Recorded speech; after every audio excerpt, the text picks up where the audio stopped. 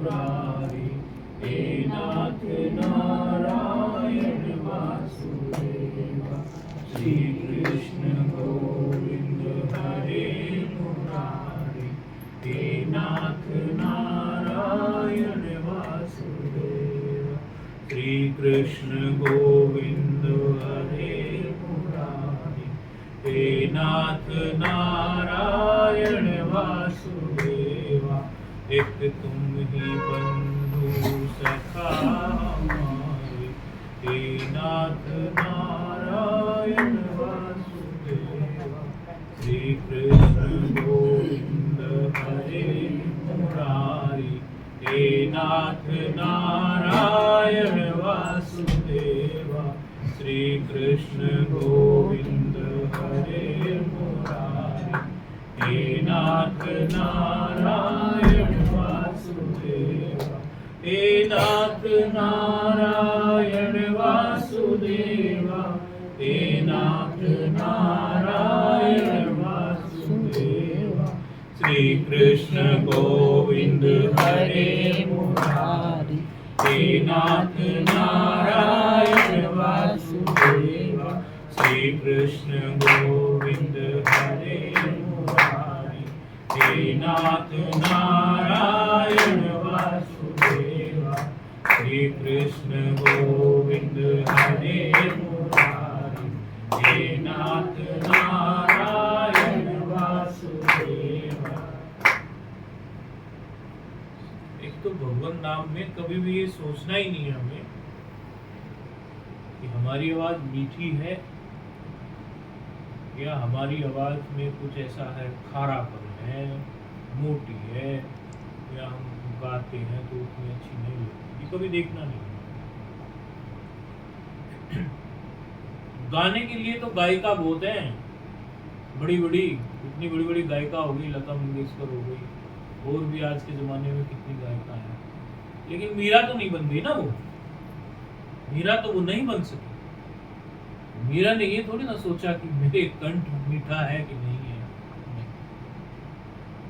भगवान का नाम जिस मुख से निकले वो अत्यंत मीठा है, कि वो आवाज चाहे कैसी भी आवाज हो, लेकिन भगवान नाम जहां से निकल गया वो मुख अत्यंत मीठा।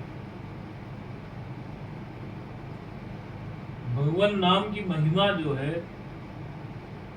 गाए जा रहे हैं, किसी भी महात्मा के पंडाल में जाओ, कहीं भी कोई भी टीवी चैनल ऑन करो, महिमानंद है, महिमा गाए जा रहे हैं, गाए जा रहे हैं, गाए जा रहे हैं। इन शब्दों का हमने कुछ विश्लेषण भी किया कई दृष्टि से। कई बार हमसे पूछा कई लोगों ने कि शब्द ही तो है। हमने इन शब्दों का कई बार विश्लेषण किया और इस प्रकार से देखा हमने खुद से ही कि शुरू में हमने माना हमारा मूड ऑफ है, तो किसी प्रकार की कोई ऐसी बात आ गई कि किसी ने कह दी हमारा मन ठीक नहीं है, और हमने सोचा कि मूड ठीक किया जाए। अब मूड ठीक करने के लिए आजकल के जमाने के लोग कुछ तो नशाखोरी भी कर लेते हैं कुछ, लेकिन जो भक्त होगा, संत होगा, वो उस प्रकार का मार्ग तो पकड़ेगा नहीं, तो उसके पास साधन तो भगवान का नाम ही है। तो भगवान का नाम जपना शुरू में मन सा भी नहीं कर रहा हो कि अरे मूड तो ठीक नहीं है, जपना शुरू किया, और कई बार जपने में मन नहीं लगता तो जोर जोर से बोल के कीर्तन करना ही चालू किया। कोई भी कीर्तन जो आपको सबसे बढ़िया लगता हो, जो आपके मन में लगे कि ये मैं कर सकता हूँ। और सभी कीर्तनों भगवान का नाम तो होगा ही, राम होंगे, कृष्ण होंगे, शिव होंगे, वासुदेव होंगे, इसी प्रकार सभी कोई ना कोई हमारे भगवान के नाम होंगे। वो करते करते करते करते 2-3 मिनट में अपने आप मूड पॉजिटिव होना चालू हो जाता है अपने आप, और एक ऐसी ताकत मिलती है, एक ऐसी ऊर्जा मिलती है कि फिर से खड़े हो जाते हैं और अपने जो भी अपना कर्तव्य है उसमें लग जाते हैं। यदि ईश्वर के नाम में शक्ति ना होती, भगवान के नाम में बल ना होता, तो इतना समय से भगवान का नाम जपने की बातें चल रही, करोड़ों साल हो गए, अरबों साल हो गए, और लोग फिर भी जपे जा रहे हैं, जपे जा रहे हैं, जपे जा रहे हैं, जपे जा रहे हैं। कई लोग कहते हैं मुझे सालों बीत गए, सालों बीत गए, जपते जपते जपते जपते। महाराज मैं 10 साल से जप कर रहा हूँ, या कोई माता कह देगी मैं 10 साल से जप कर रही हूँ, मुझे कोई रिजल्ट नहीं मिला। रिजल्ट नहीं मिला, आपको कोई रिजल्ट नहीं मिला? बोले नहीं महाराज मुझे कोई रिजल्ट नहीं मिला। तो फिर जपते क्यों हो? जपते क्यों हो जब रिजल्ट नहीं मिला? बोले अच्छा छूटता नहीं, आनंद आता है। अरे जो रिजल्ट तू संसार के लेगा उनका रिजल्ट भी तो यही है, आनंद। संसार की जो चीजें लेगा उनका रिजल्ट भी तो आनंद ही है, तुझे नाम से ही डायरेक्ट मिल रहा है। लेकिन आनंद को इतना छोटा हम बना देते हैं कई बार कि संसाधन यदि हमारे पास हैं, आनंद की हमने केवल सुख की, आनंद की वो गिनी चुनी परिभाषा ही बना दी। आप एक बात बताओ, आप लोगों के पति या किसी की पत्नी या किसी का रिश्तेदार जो भी ऑफिस से बाहर काम करने जाता है, वो ऑफिस से बाहर काम करने गया, शाम को 7 बजे उसके आने का समय है, 7 बजे आए। वो आप ये चाहते हैं वो 7 बजे आए, गाड़ी से आता था चाहे बस से आ जाए, या आप ये चाहते हैं कि वो आए अपनी गाड़ी से चाहे रात को आए 1 बजे? ऐसा कोई बेवकूफ नहीं चाहेगा। अरे आज यदि गाड़ी में पंचर हो गया तो गाड़ी छोड़ दो, बस से आ जाओ, ऑटो से आ जाओ, ई रिक्शा से आ जाओ, हजारों साधन है, घर तो पहुंचो। तो उद्देश्य क्या है? घर पर पहुंचना। इसी प्रकार हमारा उद्देश्य है आनंद। और यदि हम आनंद के उद्देश्य की ये मीमांसा करने लगे कि आनंद तो हमें केवल इसी झरोके से आए, कौन से झरोके से? बोले सामान इकट्ठा हो जाए, एक बढ़िया कोठी बन जाए 500-800 गज में, 10-20 कोई बढ़िया गाड़ी खड़ी हो जाए, ये हो जाए वो हो जाए। दुनिया भर की कल्पनाएं जो सुनी हुई है, वो कल्पनाएं हमें किसी ने सुनाई है ना, कि अगर गाड़ी होती है तो सुख होता है, अच्छा घर होता है तो सुख होता है। वो कल्पनाएं तो सुनाई है ना, वो हमारा प्रैक्टिकल भी नहीं है, किसी ने सुनाई है। उस कल्पना के बल पर हम आनंद का झरोका बंद कर रहे हैं। अभी आनंद है और कल के आनंद के लिए हम कल को हमें आनंद मिलेगा, ऐसे हमको झरोका बंद कर रहे हैं। इसका कोई लॉजिक नहीं, इस बात में कोई दम नहीं है कि जो आनंद अभी था उसको छोड़ के भविष्य के लिए हम आनंद की खोज करें। संसाधनों का उतना तो जरूरत पड़ता है कि जो बहुत जरूरी हो। भाई गर्मी बहुत होने लगी, हम यहाँ तक बोलते हैं कि पहले एसी की जरूरत नहीं होती थी। अब कई शहरों में ऐसा होता है, कई लोग तो, आप लोग तो यहाँ तो भी लकी हैं, इतना ऐसा नहीं है, लेकिन कई मेट्रो शहरों में, कई बड़े शहरों में छोटे छोटे घर हैं, ऐसा होने लगा कि 4 पड़ोसियों ने एसी लगा लिया तो उसे 5वें को मजबूरी में लगाना पड़ जाता है। कारण क्योंकि वो गर्म छोड़ रहा है पीछे से, वो एक मजबूरी भी हो गया किसी का, तो एसी उसके लिए मजबूरी हो गया। उसे लग्जरी मत मानो, अब वो लग्जरी नहीं रह गया। 4 ने लगा रखा है इधर उतना, और किसी को बेचारे को दवाई गोली खाता है, गर्मी बहुत, वो एसी लगा। तो कई बार कई चीजें लग्जरी जैसी लगती हैं, वो जरूरत भी होती है, लेकिन कई चीजें वास्तव में जरूरत हम सोचते हैं लेकिन वो लग्जरी जैसी होती है।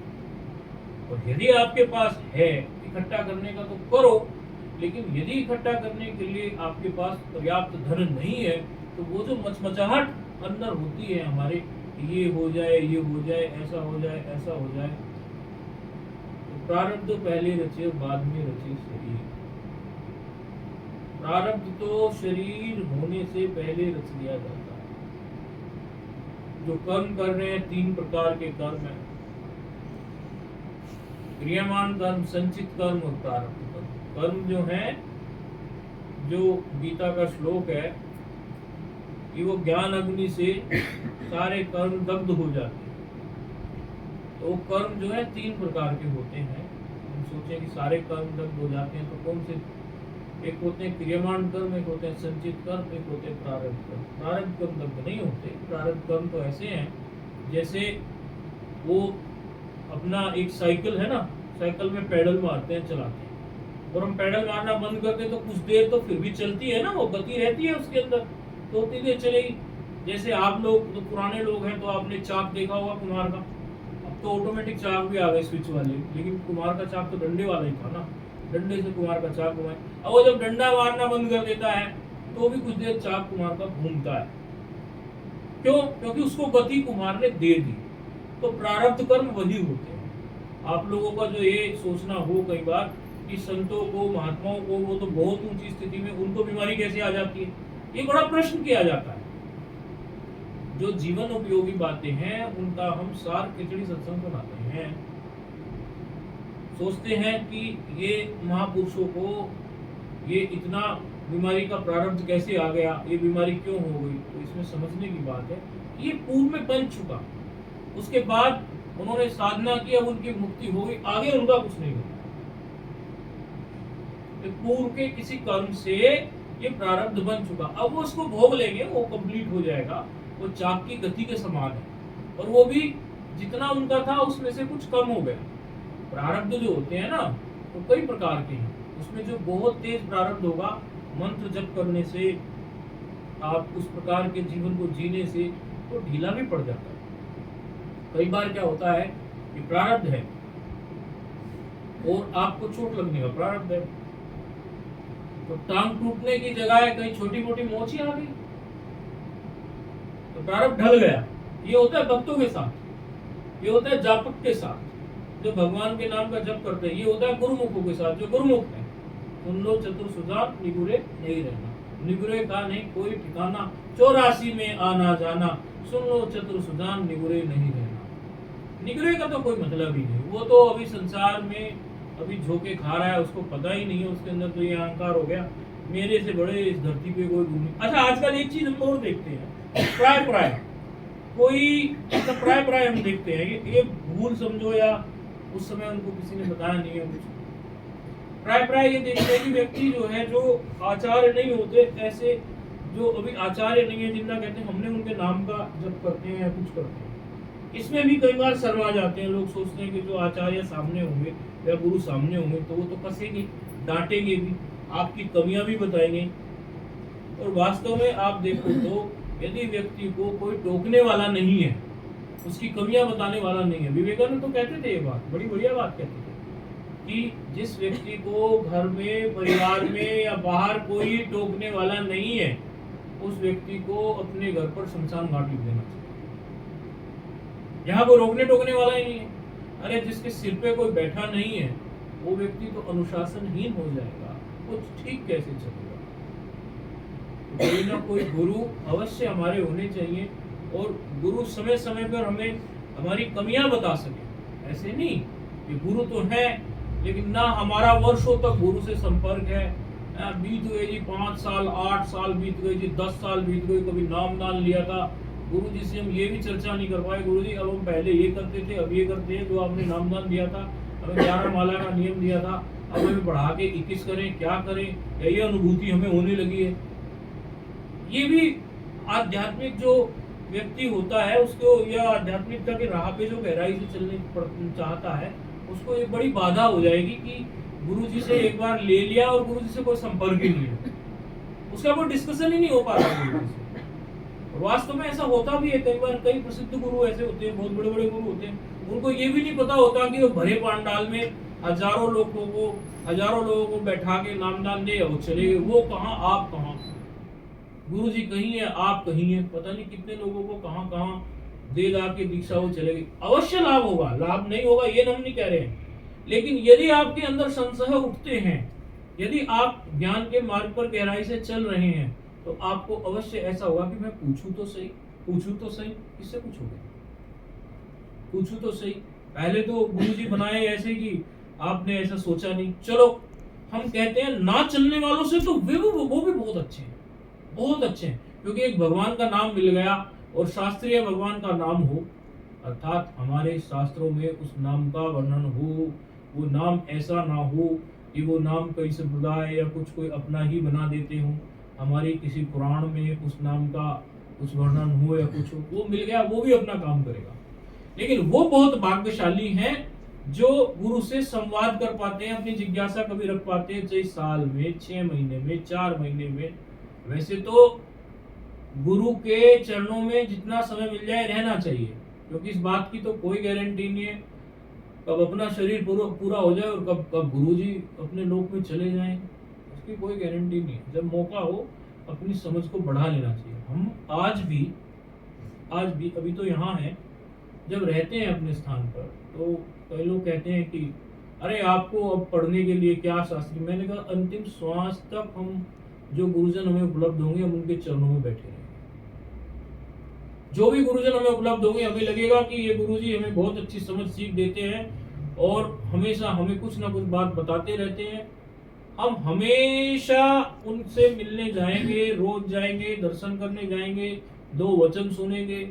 इसीलिए जो भी हमें लगते हैं महात्मा हमारे आसपास जो गुरुजन होते हैं हम अवश्य उनके पास बैठे रहते हैं। है कौन आखिर हमें कहने वाला? जब व्यक्ति, खास तौर पे साधु जीवन में तो क्या है कि साधु जीवन में तो माँ बाप तो पीछे छूट गए, वो टोकने वाले हैं नहीं।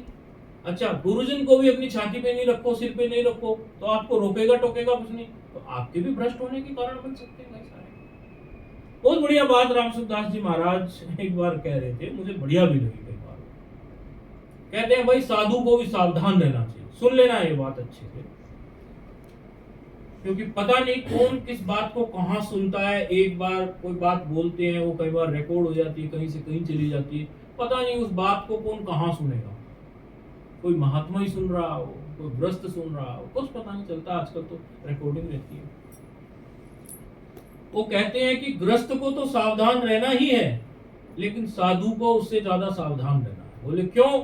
बोले ग्रस्त तो जीवन सारा रजस में बिताता रहता है, ये कर दूं, वो कर दूं, बच्चों के लिए, इसके लिए, उसके लिए, ऐसा कर दूं, वैसा कर दूं। और साधु के सिर पे उसे कोई टोकने वाला नहीं है, वो अपना खाता पीता सोता रहता है, वो तमस में बिताता रहता है। उन्होंने कटाक्ष किया कि नहीं साधु पे कई लोग ऐसा करते हों कि भाई भिक्षा तो मिल रही है, भिक्षा करी है, बस सोते रहो। बोले ऐसा नहीं करना चाहिए। वो खुद अपने लिए ही बोलते थे और अच्छा बोला उन्होंने। बोले देखो हम दिन भर क्या है गीता पर अनुसंधान करते रहते हैं, भगवत गीता के कौन से श्लोक का कैसे क्या तात्पर्य है। बोले तुम लोगों के पास समय हो तो तुम भी किया करो, लेकिन अपना समय खराब मत करना। चाहे आप साधु हैं, चोले में आ गए, या आप ग्रस्त हैं कुछ। तो देखो ये कितनी अच्छी बात हुई कि उन्होंने अपने श्रोताओं को ये बात टोक दी, समक्ष को।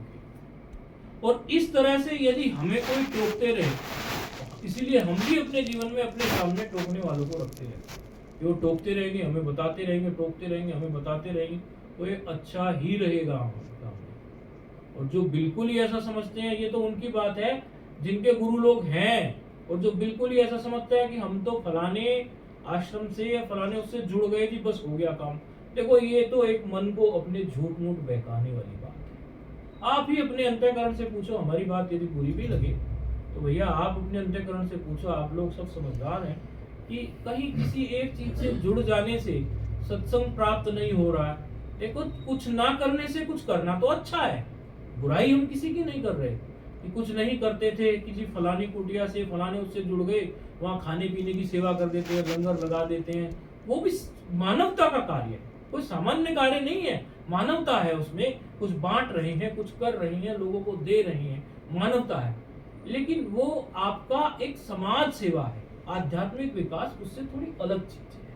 आप इस बात को खूब ईमानदारी से सोचिए, समझिए। आध्यात्मिक विकास जो है इन सब चीजों से थोड़ी अलग चीज है। समाज सेवा तो एक आध्यात्मिक विकास का छोटा सा अंग है, बहुत छोटा सा अंग है। क्योंकि हम ये जिस जगह बैठे हैं यहाँ से और पंजाब, ये पूरी की पूरी रेंज जो है बहुत अच्छी सेवा करती है भोजन की। यहाँ पर कई आश्रम, कई गुरुद्वारे, कई कुटियाएं भोजन के लिए प्रसिद्ध है।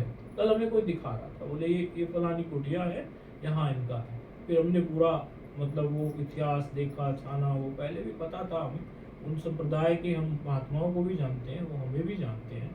तो लेकिन हमें एक दूसरा दृष्टिकोण भी दिखाना था।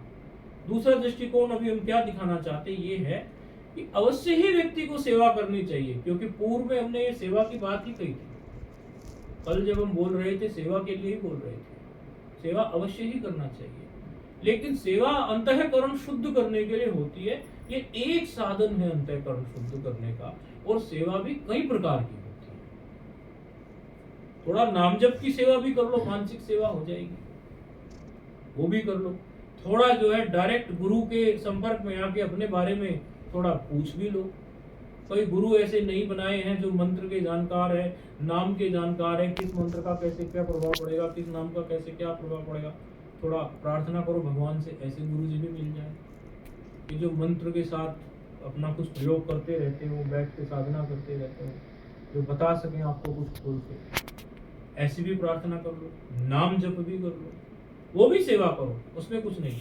और गुरु नहीं मिले, गुरु आपको नहीं मिले तो बैठे बैठे आप प्रार्थना करो भगवान से, हे प्रभु मुझे कोई गुरु मिले, हे प्रभु मुझे कोई गुरु मिले। भगवान से प्रार्थना करो, किसी एडवर्टीजमेंट के चक्कर में मत पड़ो। सहज भाव से कोई आएंगे मिलेंगे, सहज भाव से कोई आएंगे मिलेंगे और आपका कल्याण करेंगे। फिर आपको बताएंगे कि आप, मैंने जो आपको बताया इस साधन को आप वर्ष भर करिए, इतने दिन करिए, और ये पुरुष चरण आप इतने कर दीजिए, इतना लाख इसका जप हो जाए, फिर इतना लाख हो जाए, इसके बाद फिर बताओ क्या अनुभूति हुई, पहले से मन में क्या परिवर्तन आया, आप कहाँ थे पहले, अभी कैसे हुए। और जिंदगी तो यूं ही चलती रहेगी। बचपन में हम जाते थे अपने ननिहाल में, तो वहाँ एक कैलेंडर टंगा था, बड़े छोटे बच्चे तब जाते थे, वो बड़ा सुंदर उसमें लाइन थी, आप लोग भी जानते होंगे, और वो हमें आज तक याद है। लाइन बड़ी सुंदर थी, बोले जब तक जिंदगी रहेगी फुर्सत न होगी काम से, और कुछ समय ऐसा निकालो प्रेम कर लो राम से। बिल्कुल छोटे से बच्चे थे हम, तो ननिहाल में नाना जी हमारे बड़े आध्यात्मिक व्यक्ति रहे, उन्होंने टांग रखा था वो कैलेंडर। वास्तव में बात तो अब सोचते हैं मैंने कहा छोटी सी बात है, लेकिन है बड़े काम की। आप खूब वो कर लो कि मैं इतना करने के बाद भजन करूंगा, फिर इतना करने के बाद भजन करूंगा, फिर इतना करने के बाद भजन करूंगा, वो उतना काम कभी पूरा होता ही नहीं। कुछ ना कुछ कुछ ना कुछ कुछ ना कुछ लगा ही रहता है, लगा ही रहता है, लगा ही रहता है। इसलिए कल का इंतजार नहीं करना है, रोज करना है।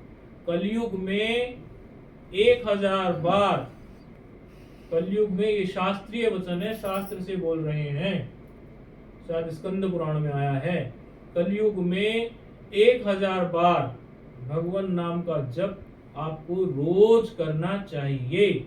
मोटा मोटी 11 माला। कलयुग में यदि आप 1000 बार भगवान नाम का जाप नहीं करते हो तो कलयुग आपके सिर पे बड़ी बुरी तरह से चढ़ बैठेगा। चढ़ने की कोशिश दिन रात करता है कलयुग, लेकिन फिर तो पक्का ही चढ़ जाएगा। सुबह करो, शाम को करो।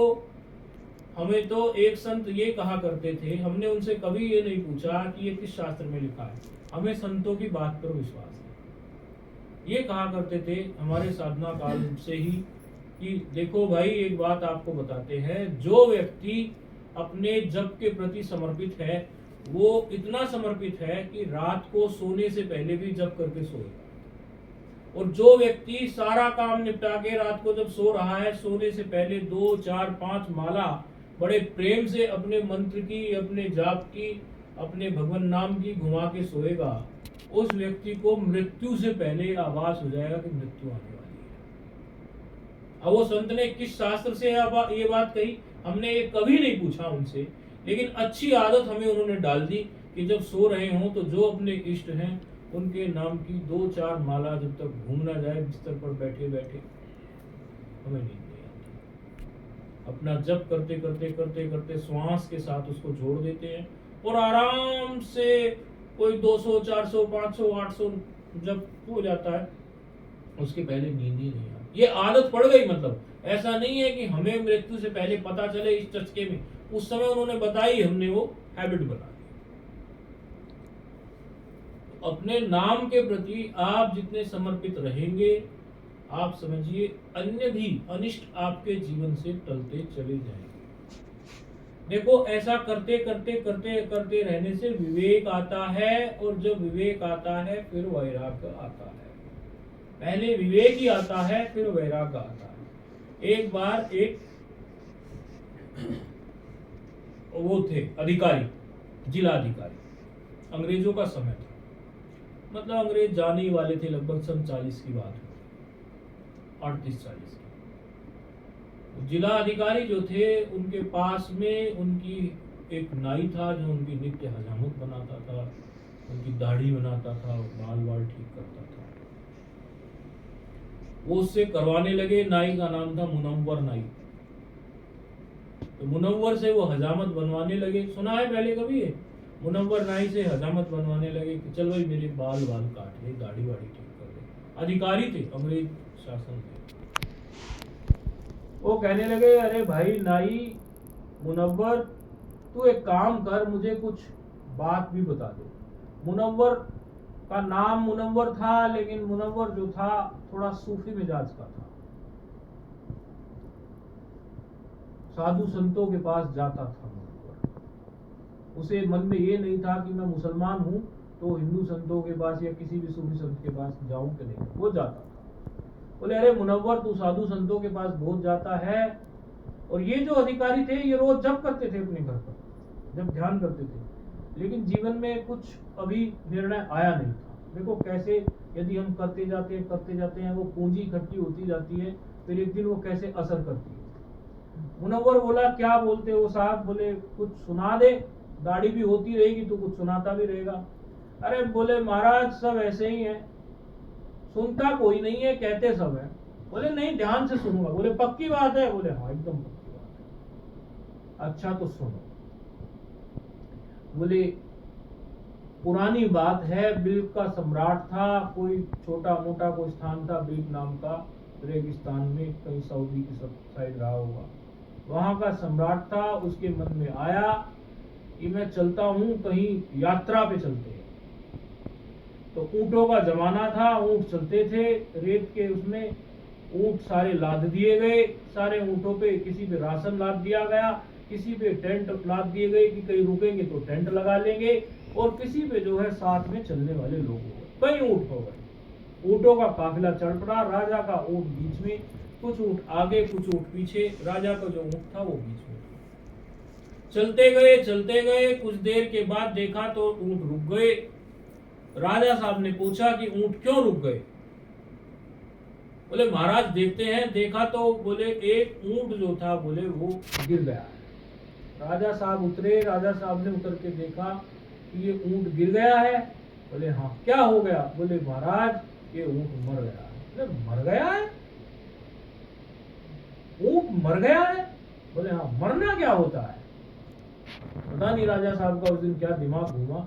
अरे अभी तो इतना राशन लिए जा रहा था, ये तो ऐसे का ऐसा ही तो दिख रहा है मुझे पड़ा होगा। वही टांग वही हाथ, उतना ही भारी, वही वजन, ये उठ नहीं पा रहा। बोले नहीं राजा साहब अब ये मर गया। बोले मर गया मतलब? बोले अब चल ही नहीं सकता है, अभी कुछ भी नहीं कर सकता, अब ये लोगों को ही उठा के इसका संस्कार करना पड़ेगा। राजा के मन में घूमा, अरे ऐसा भी होता है। मतलब एक ही क्षण में सारा खेल ही खत्म हो जाता है। और हम तो जा रहे हैं यात्रा करने के लिए, चल पड़े यात्रा करने के लिए। ऐसा भी होता है कि 2 मिनट पहले जिस ऊंट पर सामान लादा, अब वो ऊंट चलने के काबिल ना रहा। बोले हाँ महाराज, किसी को तो मृत्यु कहते हैं। कुछ होता है, हवा निकल जाती है और प्राणी चला जाता है, फिर वो चल नहीं सकता। इतना मरण धर्मा है? बोले हाँ इतना ही मरण धर्मा है। राजा को वैराग आ गया। राजा बोला यात्रा वापस। और ऊंट से उतरा राजा, और ऊंट से उतरकर अपनी जो राजा की ड्रेस थी वो छोड़ दी, उसमें से एक धोती रखी, उस धोती के 2 टुकड़े कर लिए, एक नीचे बांधा और एक ऊपर, जैसे हम पैरे ऐसे डाल के चल दिया। वैराग्यवान हो गया। अब ये कथा मुनव्वर नाई सुना रहा है इस अधिकारी। कथा सुन ली, दाढ़ी बन गई, घर गया ये अधिकारी। घर जाके दिमाग उसका भी घूम गया। बोले अरे जीवन कितना मरण धर्मा है, और हम तो कितनी प्लानिंग बना रहे हैं, कल की प्लानिंग, वर्षों की प्लानिंग, बड़ी बड़ी प्लानिंग हमारी खोपड़ी में बैठी है, और यहाँ इसका कोई भरोसा ही नहीं है। कल क्या होगा, परसों क्या होगा, अभी प्राण निकल जाए कोई गारंटी नहीं। ऊंट के निकल गए तो सबके निकल जाएंगे। राजा को वैराग्य भी आ गया, हमारा क्या। ऐसे चिंतन करता करता अपने कमरे में गया, और कमरे में जाके आराम से नीचे चटाई बिछा के लेट गया, और बार बार वही चिंतन करने लगा। क्योंकि जो बात सुनी हुई बैठ जाती है अंदर, उसका चिंतन होता है। बार बार उसी चिंतन को करने लगा। इतना मरण धर्मा है, इतना मरण धर्मा है जीवन। और वहीं से जो है बिना इस्तीफा दिए निकल गया अधिकारी। अब वो अधिकारी बाद में जो है बन गया खटखटा बाबा। वही अधिकारी बन गए बाद में खटखटा बाबा। तो उनका खटखटा नाम क्यों पड़ा? उनका खटखटा नाम इसलिए पड़ा कि वो एक अपनी लाठी सी रखते थे और जब भी बैठे रहते थे ध्यान में, और जब भी मन भटकता था तो मार देते थे खट खट खट खट ऐसे। बोले मैं मन को खटखटा रहा हूँ, कहाँ जा रहा है? मन को खटखटा रहा हूँ, कहाँ जा रहा है? ऐसे खटखटा बाबा हो गए। तो ये जो जीवन में इस प्रकार की घटनाएं आती हैं या ऐसा सुन के जो वैराग्य होता है, ये कोई इसलिए नहीं होता कि वो उसी दिन वैराग्य हुआ है। वो वैराग्य की परत, उसको विवेक धीरे धीरे हो रहा है और वैराग्य की परत धीरे धीरे बन गई और एक दिन दृढ़ वैराग्य हो गया और वो व्यक्ति ने केवल सोच लिया कि भगवान का भजन करना ही सार है और बाकी सब बेकार है। एक लाला बाबू की कथा बड़ी प्रसिद्ध है। एक व्यक्ति थे लाला बाबू। लाला बाबू बोलते थे उनको, क्यों? क्योंकि वो बंगाल के व्यक्ति थे, तो लाला बाबू थे। तो लाला बाबू जब वो जा रहे थे, सड़क से जा रहे थे, वो रोज भजन करते थे, रोज ही भजन में लगे रहते थे, लेकिन जीवन में ये निर्णय नहीं हो रहा था कि अब मैं भजन के अलावा कुछ और नहीं करूंगा, बाकी सब फालतू है। एक दिन वो सड़क से जा रहे थे तो सड़क से जाके कहीं खड़े हो गए, सोचते रहते थे क्या करूं, बच्चों का क्या होगा, बीवी का क्या होगा, घर का क्या होगा, मैं भजन में लग गया तो पता नहीं क्या होगा क्या होगा क्या होगा, दुनिया भर की बातें सोचते रहते थे, लेकिन हिम्मत नहीं होती थी कभी। तो वो भंगन थी, वो कपड़े, वो झाड़ू लगा रही थी सड़क पे, जो सड़क पे साफ करने वाले होते हैं, वो सड़क पे साफ कर रही थी। तो उसे कहने लगी कि एक तरफ हो जा, मतलब मैं तो सफाई कर रही हूँ, तो इधर हो जा या इधर हो जा। अब देखो जो जो सोच रहा होता है वो उस बात को वैसे ही ग्रहण करता है। तो अच्छा, आज भगवान ने इसके मुख से मुझे उपदेश कर दिया, एक तरफ हो जाए, या संसार का हो जाए या भगवान की तरफ पूरा चले, बस वहीं से निकल। क्या तुलसीदास जी पर केवल एक स्त्री के कहने से वैराग्य आया? नहीं, तुलसीदास जी पहले से ही वैराग्यवान थे, अंदर सब कुछ था, बस एक घटना घटने की जरूरत थी। कोई भी व्यक्ति के जीवन में ऐसा नहीं होता है कि केवल उसी क्षण के कारण वैराग्य आया हुआ होता है। वो घटनाएं कुछ ना कुछ ऐसी घटती है कि वो ज्यादा असर कर जाती है।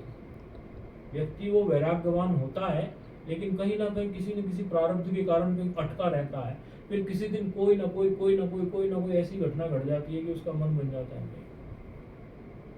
अब इसमें कोई सार नहीं। और यहाँ तो देखते हैं कई बार आयु 50 हो गई, 55 हो गई, 60 हो गई, 65 हो गई, जिसको बेटे नहीं हुए उसको बेटे चाहिए, जिसके बेटे हो गए उसको पोते चाहिए, जिसको पोते हो गए वो पोते की छठी देखना चाहता है, जिसके पोते की छठी हो गई वो हो सकता है विवाह देखना चाहता है। कबीरदास जी ने ऐसे व्यक्ति के लिए क्या कह दिया? कहने लगे, कबीरदास जी रहते थे, उनके आसपास कोई रहता था, वो कभी कभार आते जाते प्रणाम कर देता था। संतों के पास कोई कैसे भी किसी भी बहाने किसी भी निमित्त आ जाए, संत उसको वही बताएंगे, जिसके पास जो प्रोडक्ट होता है वो अपना वही प्रोडक्ट देता है। अब हमसे कोई मिलने आए और हम उसको ये कहने लगे कि तू पिक्चर देखा कर, गुटखा खाया कर, ऐसा तो हो ही नहीं सकता। हमारे पास कोई आएगा तो हम उसको सत्संग बोलेंगे, हम उसको भजन सुनाएंगे, कीर्तन करेंगे, या हम उसको कहेंगे कि भगवान नाम का जप किया कर। हमारे पास यही प्रोडक्ट है। कबीरदास जी के पास वो कभी कभार आ जाता था, तो कबीरदास जी बोले, अरे तू एक काम कर, भगवान का भजन किया, तेरी आयु बहुत हो गई है, अब तू 50 का आंकड़ा पार कर गया और 50 के बाद तू आ गया 51, 52, सब में 1 आ रहा है, 54, 55, ऐसे पीछे 1 आ रहा है सब में। अब थोड़ा 1 की तरफ मुंह कर, मतलब एकांत में रह। 1 का मतलब जरूरी भी नहीं है कि आप 1 में जाओ, वो बात नहीं है। 1 का मतलब एकांत से है कि थोड़ा अपना टाइम बचा और भजन कर। घर में एक कमरे में बैठ जा, भाई तेरे पास और तुझे लगता है घर में डिस्टर्बेंस है, किसी खेत में जाके बैठ जा, सुबह को बैठ, शाम को बैठ जा। हम तो करते थे ऐसा, कहीं हमें नहीं लगता था तो कहीं दूर कहीं जाके बैठ जाते थे, कहीं अपने जहाँ रह रहे हैं वहाँ रेगुलर जगह पे, वहाँ शांति नहीं होती तो आसपास बहुत सी ऐसी जगहें होती हैं, सबके पार्क होते हैं शहरों में तो, और नहीं तो गाँव में खेत भी होते हैं, छोटे गाँव में भी खेत होते हैं, कहीं जाके एक ठिकाना ढूंढ लेते हैं, वहाँ अकेले बैठ कर अपना ध्यान करते रहते हैं। तो बोले तू ऐसा ही कर ले, 1 में नहीं जा सकता तो 50 के ऊपर हो रहा है तो 60 तक भी तू निर्णय ले ले, लेकिन तुझे भजन तो करना है। वो कहने लगा, महाराज आपकी बात बहुत सुंदर है, बहुत सुंदर है। मैं क्या सोचता हूँ कि मेरे अभी बेटे की ठीक से सेटलमेंट नहीं हुई है, नौकरी की, काम धंधे की। एक बार वो सेटलमेंट हो जाए, मैं उसके बाद सब कुछ करूँगा। अरे बहुत अच्छी बात है, तू आया है और तेरे मन में यदि ये सच्ची बात है कि इसके बाद में ऐसा करूंगा तो भगवान तेरी मदद करेंगे, क्योंकि तू उसके बाद भगवान के मार्ग को और अच्छे से चलना चाहता है, मतलब अधिक समय तो अपना जप में ध्यान में लगाना चाहता है। कुछ समय के बाद आया, बोले क्या हो गया ना अभी तो सेटलमेंट? बोले हाँ सेटलमेंट तो हो गया, बस शादी हो जाए बेटे की, बात ही पूरी। बोले अच्छा फिर पक्का? बोले फिर पक्का, फिर मैं एकदम भगवान का भजन करूंगा। बुढ़ा फिर 5-10 साल के बाद आया, बोले शादी तो हो गई, मुझे ऐसा पता चला, जानकारी मिली तेरे बेटे की शादी हो गई ना, तू ही बता दे। बोले जी महाराज शादी तो हो गई, बहुत अच्छी बहू आई। आगे से आगे कहानी सुनाने लग गया, क्योंकि उसका तो मन उसी में रमा पड़ा था। बड़ी अच्छी बहू आई, बड़ा अच्छा खाना बनाती है, चाय देती है, पापा जी कहती है, बड़ा अच्छा लगता है मुझे तो। अच्छा ये तो बात ठीक है अपनी जगह, ये पापा जी कहने की मिठास को थोड़ी छोड़, अभी भगवान के नाम की मिठास का भी तेरा मन बन रहा है कि नहीं बन रहा है? कहने लगा बस एक पोता और हो जाए। तो पोता हो जाए, अब पोते की बात छेड़ दी, अरे चल भगवान तुझे पोता भी दे देगा, लेकिन अब की बार वादा पक्का कर। बोले जी महाराज। बोले चलो कुछ 5-7 बार गर्भ रहा, बच्चा रह गया और पोता भी हो गया। बोले ये आखिरी बात थी, तो अब तुझे पोता हो गया? फिर से आया, बोले हाँ अब तू कर। और बोले महाराज पोता, थोड़ा पोते की छठी हो जाए ना एक बार, तो छठी का मजा ही निराला है। छठी में लड्डू बनेंगे, लोग आएंगे, मैं लोगों को परोसूंगा, पोते की छठी का परोस रहा हूँ, उसकी तो बात ही कुछ और होती है, अच्छा लगता है। तो या तो अपनी शादी में अच्छा लगता है या पोते की छठी में अच्छा लगता है। मैंने कहा अच्छा, बड़ी कल्पना कर दी कबीरदास जी ने। सोचा ऐसे करके और 8-10 साल बीत गए, बुढ़ा तो 70-80 में चला गया। कुछ दिनों के बाद कबीरदास जी ने सोचा अरे छोड़ इसके साथ दिमाग मारना ही बेकार है। कुछ समय के बाद कबीरदास जी घूमते घूमते ही निकले उसके घर के सामने से, अरे बोले वो कहाँ है बुढ़ा? बोले महाराज वो तो मर गया। मर गया? बोले हाँ। आप भजन तो किया नहीं, मर गया एक दिन। हम तो कहते रहे, टोकते रहे, क्योंकि पहले फोन का जमाना तो था नहीं, कहीं जाओ मिलो तो ही पता चलता था क्या हाल चाल है, कोई फोन तो फड़कते नहीं थे।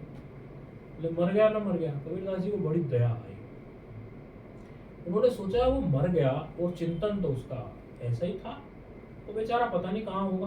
कबीरदास जी ने थोड़ा ध्यान किया, नाली में किया। अब कबीरदास जी ने ध्यान किया, देखा तो वो बन गया वहां का बैल, और वही पोता हाँक रहा है और डंडे बजा रहा है, खेत में हाँक रहा है, डंडे बजा रहा है। ये कथा नहीं है, आपकी हमारी कहानी है। यदि हम किसी न किसी भोग में फंसे रह गए और हमारा अंतिम चिंतन वही रहा, तो मृत्यु के बाद हमारी गति वही हो जाएगी, क्योंकि इस बात की कोई गारंटी नहीं है कि आप या हम यदि भजन नहीं करेंगे कि गति अच्छी हो जाएगी। हमने पहले बताई थी जोक की कहावत, जिसको अंग्रेजी में लीच बोलते हैं। पहाड़ में जब जाते हैं ना हम, तो वो जैसे पेड़ पे बैठी है कहीं चढ़ी हुई, सटा हुआ थोड़ा है छोटा सा, उससे गुजरते हैं तो जैसे धोती लग के चली जाती पेड़ से सट के, चलते चलते पगडंडी छोटी होती ना पहाड़ में थोड़ी, तो वो टच हो जाती तो वो चढ़ जाती है, वो फिर खून चूसना अपने हिसाब से चालू कर देती है, मतलब इंतजार में ही रहती है यहाँ से मैं यहाँ शिफ्ट हो। ठीक ऐसे ही है, मृत्यु के समय पर वही योनि दिखने वाली है जिसमें आपको जाना है। अच्छा चिंतन रहेगा, बुद्ध की कथा बताई थी, अच्छा चिंतन रहेगा तो अच्छी योनि प्राप्त हो जाएगी, अच्छा चिंतन नहीं होगा तो अच्छी योनि प्राप्त नहीं होगी। इसमें एक बात है, कहते हैं गुरुजी हम तो चारवाक मत को मानते, एक चारवाक दार्शनिक हो गया, एक दार्शनिक हो गया चारवाक, उसका नाम हुआ चारवाक। अजीब सा लगता है नाम चारवाक, चारवाक, लेकिन संस्कृत में ऐसे ही नाम आता है उसका चारवाक। उसका ये था दार्शनिक का, कई लोग ऐसा सोचते हैं जैसा उस दार्शनिक का था, क्योंकि दार्शनिक लोग भी वही सोचते हैं ना, जो लोग सोचते हैं वो वैसा पहले ही सोच लेते हैं। वो ये कहता था भस्मीभूतस्य देहस्य पुनरागमनम कुतः, ये देह भस्म हो जाएगी, फिर से जन्म होना नहीं है, इसीलिए क्या करो? बोले ऋणम कृत्वा घृतम पिबेत, ऋण करो और घी पियो, ऋणम कृत्वा घृतम पिबेत, ऋणम कृत्वा घृतम पिबेत, पुनर्जन्म तो होना नहीं है। जैसे कई लोग आजकल कह देते मार के भाग जाओ, खा के सो जाओ और फिर मर जाओ, ऐसा नहीं है, पुनर्जन्म भी है। आप जो पूर्व में करके आ रहे हैं उससे आज आपको मनुष्य जन्म है, आपके दुख सुख सब यही है, वो पूर्व जन्मों के कारण ही है। जो पूर्व में करी आए वो सारी घटनाएं यहाँ घट रही हैं। कोई कहीं से मिल जाता है, कोई कहीं से मिल जाता है, हम अब भी कहीं मिले होंगे तो आज यहाँ भी मिल रहे हैं। ये सब निर्धारित है चीजें, और आगे के लिए भी निर्धारण हो रहा है। आप अभी जो कर रहे हैं उसी से आगे का निर्धारण हो रहा है। आपने जीवन में क्या क्या कैसे कैसे किया वो आप जानो, वो क्षण गए कहाँ गए पता नहीं, लेकिन ये इतना कीमती क्षण है कि आप जो है ऐसे माहौल में कि चलो सत्संग सुने, कुछ ज्ञानवर्धक बात हाथ आएगी, पता नहीं कौन सी बात किसको कब बैठ जाती है। पता नहीं कितने सत्संग हम सुनते रहे और किस सत्संग से हमें ये निर्णय हुआ कि नहीं, जीवन का सार यही है और लग्जरीज को अभी थोड़ा साइड करो और एक अपना कमंडलू उठाओ और मांग के खाओ, ऐसा निर्णय हुआ। चलो एक झोला उठाओ, चलो। हर किसी के जीवन में कोई ना कोई बात, ऐसा सत्संग, कोई चीज आई। अभी यहाँ तो बैठे हैं जैसे बैठे हैं, ठीक है, बाकी जहाँ रहते हैं वहाँ अपने ढंग से कुछ अलग ही मिजाज में रहते हैं।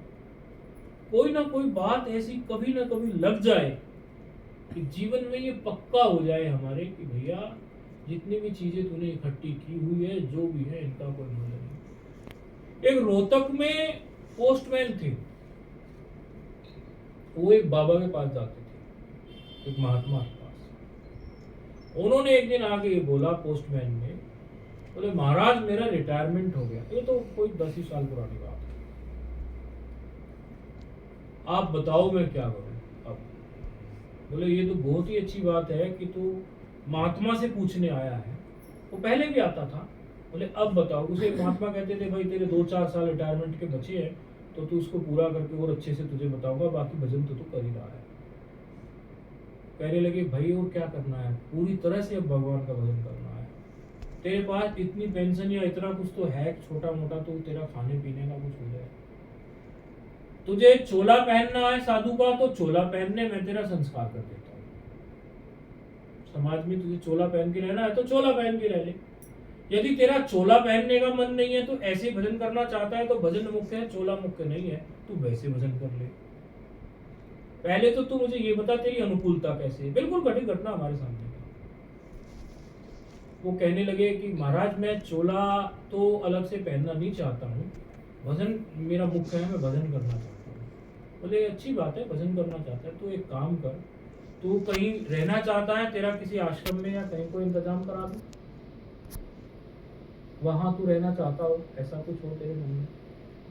बोले नहीं महाराज मैं बाहर भी कहीं जाऊंगा, किसी की रोटी खाऊंगा, क्या करूंगा वो भी मैं नहीं जाना चाहता। चल ये भी अच्छी बात है, तेरे अनुसार ही साधन बता दूंगा। तो तू एक काम कर, आसान से आसान, तेरे घर में कोई छोटा सा कोना चुन ले और घर वालों को कह दे, जैसी रूखी दोगे तो सही, सूखी दोगे 200 सही, मैं तो बिल्कुल मुर्दे की तरह ही हूँ, जो मिल गया तो खा लूंगा, कुछ बिल्कुल ज्यादा कुछ नहीं, बस इतने टाइम के लिए मुझे मनुष्य समझो, खाना पीना, अपना थोड़ा टॉयलेट वॉयलेट जाना, बाकी कहने के लिए कुछ कहूंगा, आपने नमक कम डाला, मिर्च कम डाली, ये बढ़िया नहीं हुआ। और आज से सारे चाबी और ताले जो है, सारी चाबियां जो भी घर की हैं, जो भी मेरे पास आंटी भी रहती थी, और जो भी मेरे खेत कल्याण, जो सब कुछ रिटायरमेंट का जो कुछ भी है, मैं आपको हैंड ओवर कर रहा हूँ। देखो मरने के बाद आपको हैंड ओवर हो ही जाना है, तो मैं आपको मरने के बाद भी या तो बिगाड़ना है या बनाना है। मेरी थोड़ी ना मानोगे, मरने के बाद बनाओगे या बिगाड़ोगे, मेरे से पूछने आओगे क्या? आपकी इच्छा है, मैं अपने सामने ही मुक्त कर देता हूँ आपको, बनाओ या बिगाड़ो। थोड़ा ऐसा करके उनको दे दे। और घर का बोले इतना तो मुझ पर आप एहसान करना कि 2 रोटी मुझे सुबह, 2 रोटी शाम को दे देना, सब्जी बनाओगे तो दे देना, नहीं बनाओगे नमक से देना, पानी रख देना 1 गिलास में, खा लो। और वास्तव में उसने पोस्टमैन ने गुरु के वचन को पक्का कर लिया। बहुत अच्छा साधक हो गया, बहुत ही अच्छा साधक हो गया। साधना उसकी इस कदर बढ़ गई कि उसके घर में, उसकी बेटी से भी हमारी बात हुई, उसकी बेटी आती थी उसके घर में, और वो बेटी आती थी तो बस उसे बोलता था, चारू तू ठीक है, या जो भी नाम उसका था, तू ठीक है, बस। और वो 4 दिन रह गई, 6 दिन रह गई, उसने बाथरूम गया, कहीं गया, यूं नजर उठा के नहीं कि यूं गया, यूं आया, फिर बैठा ही रहता था, बैठा ही रहता था। बहुत अच्छी गति उसकी, बड़ा महात्मा बन गया घर पे रहते रहते। कोई किसी से बात नहीं, बाहर ढोल बज रहे हैं, नगाड़े बज रहे हैं, कुछ ही हो रहा है, उसे निकल के एक बार भी मन में ये नहीं हुआ ये तो देख लूं किसकी बारात जा रही है, क्या हो रहा है। जिसको अपनी बेटी का भी ये नहीं कुछ रहा कि वो कितने दिन रही, उसका कोई हालचाल पूछ लूं, बस 1 मिनट के लिए नजर मिली होगी कि तू ठीक है, बात खत्म। इससे ज्यादा उसकी बेटी ने मुझे ये बात बताई, बोले पिताजी अंत समय में इतनी बढ़िया स्थिति को प्राप्त हो गई। तो जरूरी नहीं है आपको कि भाई आप कहीं बाहर जाएंगे या कहीं जाके भजन अलग से करेंगे, आप अपने घर को ही अपना मंदिर बना सकते हैं। आपका घर ही आपका जो है एक आश्रम बन सकता है, मंदिर बन सकता है। व्यक्ति वहां रहता है जहां उसका चिंतन रहता है, जहां शरीर रहता है वो वहां नहीं रहता है, जहां उसका चिंतन रहता है वो वहां रहता है। यहाँ बैठे बैठे यदि आपको अपने घर का चिंतन है या परिवार का चिंतन है तो आप शरीर से यहाँ बैठे हैं, लेकिन आप पूरे रूप से तो वहीं बैठे हैं। तो इसी प्रकार आप जब यहाँ बैठोगे अपने घर में भी, लेकिन चिंतन आपका एकदम ऊंचा होगा तो घर नहीं आश्रम होगा। एक कथा है, बिल्कुल सत्य घटना है, कुछ साल पहले की, कि एक उसके पिताजी थे किसी के, एक ब्रह्मचारी हमसे पढ़े थे, तो उन्होंने अपने बाबा की बात बताई, मतलब उसके पिताजी ने बताई थी, फिर उसने अपने बाबा की, हम तक वो बात आई। बोले गुरुजी हमारे बाबा जी जो थे वो काशी से कुछ दूर गांव था, तो पुराने टाइम से ही वो ब्राह्मण तो थे ही, तो ब्रह्मचारी हमसे पढ़ा है, लघु सिद्धांत कौमुदी हमने उसको संस्कृत व्याकरण पढ़ा है। बोले हमारे जो पिताजी हम जो थे उन्होंने हमें कथा सुनाई हमारे बाबा जी की। हमारे बाबा जी के दिमाग में ये बात फिट थी कि काशी जी में जिसका शरीर पूरा होगा उसकी मुक्ति होगी, कोई संस्कार उनको पक्का हो गया, हो जाता है किसी को। तो कहने लगे कि भाई मुझे मरने के टाइम पे, अब मेरे बाबा जी की बात है, अब मेरे बाबा जी जो है बीमार हो रहे हैं, और उस टाइम पे उनके पिताजी ने ऐसा कुछ किया कि भाई उनको वहां लिटा दिया या जो भी था। वो बोले कि भाई मुझे काशी ले चलो, बाबा उसके वो ब्रह्मचारी जो मुझे पढ़ा, काशी ले चलो, काशी जी ले चलो, काशी जी ले चलो, वहां मरूंगा तो मेरा अभी ठीक होगा। कोई बात नहीं, कुछ बिगड़ भी रहा हो काम रहने दो, कथा सुनो, छोटा मोटा को रिकॉर्डिंग रुक जाने दो, कोई कुछ हो गया, अपनी सेवा या तो बखूबी पहले ही कर लिया करो, नहीं तो कथा में इशारे, क्योंकि उससे आपका भी ध्यान भंग होगा, औरों का भी होगा। तो मुझे काशी जी ले चलो, मुझे काशी जी ले चलो। कहने लगे कि काशी जी तो दूर है, अरे कुछ भी करो काशी जी में मेरे प्राण निकलने चाहिए। कहने लगे गांव हमारा थोड़ा दूर भी है, सड़क से मतलब पैदल चल के जाना ऐसा गांव है, साधन कुछ थे नहीं हमारे पास ऐसे। तो स्थिति हमें लग रही थी कि बाबा अब जो है हमें तो लगता भी नहीं है कि 24 घंटे भी पकड़ लें, हो सकता है 12 घंटे में शरीर पूरा हो जाए, तो काशी तो जाने का कोई मतलब बन ही नहीं रहा है। बोले हाँ बाबा, बोले हमारे पिताजी ने देखो क्या किया, हाँ बाबा हम काशी जी ले चलते हैं आपको। तो बीमार बहुत थे, बहुत बीमार थे, आंख बंद लेटे लेटे कह रहे काशी जी ले चलो, काशी जी ले चलो, बाबा काशी के लिए चलो, अब कपड़े बदल रहे हैं आपके। और उनके कपड़ों वपड़ों को हाथ लगाए, कपड़े अब बदल दिए हमने आपके कपड़े, काशी जी चल रहे हैं। अब बेटे बेटे का नाम लिया, चल रहे, गाड़ी बुलवा, गाड़ी में बैठा होगा बाबा, हाथ पैर थोड़े हिलाए डुलाए, दोस्त था नहीं उनको, चलो गाड़ी में बैठा हो, चलो काशी जी। ऐसे करके उनकी जो चारपाई थी उसी को थोड़ा हिलाना डुलाना चालू किया, चलो काशी जी, काशी जी। रास्ते के जितने स्टैंड थे वो सारे गिनवाते चले गए, बाबा यहाँ आ गए हम, बाबा फिर हम यहाँ आ गए, यहाँ आ गए। ऐसे उनको 2 घंटे तक 3 घंटे तक ऐसे ही टहलाते रहे, बिल्कुल सच्ची घटना है। और 3 घंटे के बाद उनको बोले बाबा काशी आ गए। अरे हाँ हाँ ठीक कह रहे हो, ठीक कह रहे हो, उनको कल्पना हो भी गई, ठीक कह रहे हो, ठीक कह रहे हो, ठीक कह रहे हो। अच्छा बाबा विश्वनाथ की गली की साइड हो ना, हाँ हाँ वही तो है बाबा, आपको पता चल गया। बोले हाँ बाबा विश्वनाथ के साइड ही है हम। अरे बहुत बढ़िया, बहुत बढ़िया, काशी शिव काशी, शिव काशी, काशी काशी, शिव काशी, शिव काशी, शिव काशी, शिव काशी, शिव काशी। शरीर पूरा चिंतन की बड़ी प्रधानता, बिल्कुल घटित घटना है, इसमें कोई कथा नहीं है अलग से कोई, बस उनकी घटित घटना को ही कथा के रूप में बता रहे। आपका जो चिंतन, और वास्तव में उनकी बहुत अच्छी गति हुई होगी, क्योंकि उस समय वो पूरे मन से ही काशी में थे, पूरे मन से। तो हम ये नहीं कहते आपको कि आप काशी जाओ, काशी में ही रहो या वहां, ये तो एक हमने उदाहरणार्थ बात बताई। आप जहां भी हैं, जैसे भी हैं, आप सीधे गोलोक में एंट्री करो ना, साकेत लोक में एंट्री करो ना, आपकी हम यही अभी अभी जाएंगे। भगवान का नाम जपो ना। भगवान का नाम आप जपते हो तो नाम जपने से नामी जो है, जैसे राम जपा आपने, तो नामी कौन है? राम भगवान है, राम है। और जितना आप सोच रहे हैं राम उतने है नहीं, वो तो सर्वत्र है। वहां तक पहुंच गए आप उनके चिंतन में, तो उनके लोक में भी पहुंच गए। तो ऐसा क्यों नहीं आप चिंतन चालू करते?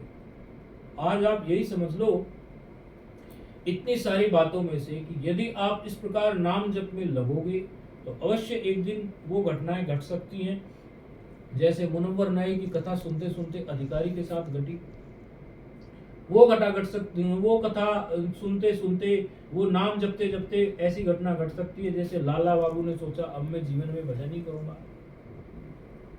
आप भी उस पोस्टमैन की तरह एक अच्छे साधक घर में रहते रहते हो सकते हैं, लेकिन यदि आप व्यर्थ की बातों से अपने आप को बचा ले तो आपका घर एक बहुत सुंदर आश्रम, एक बहुत सुंदर वैराग्य का स्थान, एक उपवन, कुछ भी कहो, बन सकता है। और आपके अंदर इस प्रकार का चिंतन, यदि शरीर अब छूटे, कल छूटे, अभी छूटे, कभी भी छूटे, आपका चिंतन यदि प्रगाढ़ है, हम सारी कथाओं का कंक्लूजन दे रहे हैं, यदि आपका चिंतन प्रगाढ़ है तो आप जिस समय जो चिंतन कर रहे हैं उस समय आप वहीं हैं। आप क्यों नहीं भगवान के नाम का ही चिंतन करते, ताकि आप भगवान के धाम में ही प्रवेश कर जाएं। ओम पूर्णमदः पूर्णमिदं पूर्णात् पूर्णमुदच्यते पूर्णस्य पूर्णमादाय पूर्णमेवावशिष्यते। ओम शांति शांति शांति। ओम सहना भवतु सहनो भुनक्तु सह वीर्यं करवावहै तेजस्विनावधीतमस्तु मा विद्विषावहै। ओम शांति शांति शांति। चलो आ जाओ, प्रसाद ले लो, आरती करनी हो तो 1 मिनट की आरती कर सकते हो।